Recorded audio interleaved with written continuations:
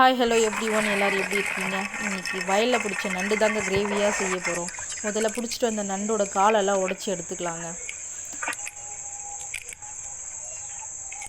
நண்டோட காலெல்லாம் உடச்சதுக்கப்புறம் தண்ணி ஊற்றி நல்லா அலசி க்ளீன் பண்ணி எடுத்து வச்சுக்கலாம். ஒரு கடாயில் எண்ணெய், சோம்பு, வெங்காயம் ஆட் பண்ணி வதக்கி எடுத்துக்கலாம்.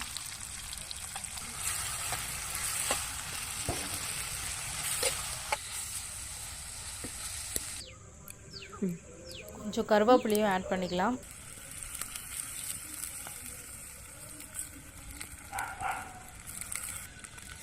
தக்காளியும் ஆட் பண்ணிக்கலாம்.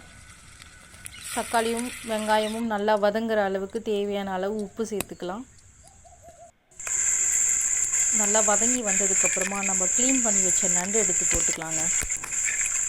நண்டு அந்த கிரேவியோடு நல்லா மிக்ஸ் ஆகிற மாதிரி வதக்கி எடுத்துக்கலாம்.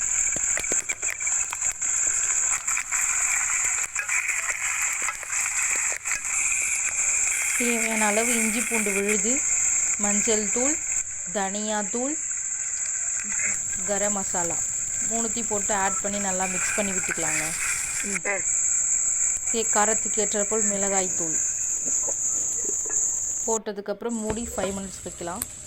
5 மினிட்ஸ்க்கு அப்புறம் ஓப்பன் பண்ணி தேவையான அளவு பெப்பர், கொத்தமல்லி போட்டு இறக்கிடலாம்.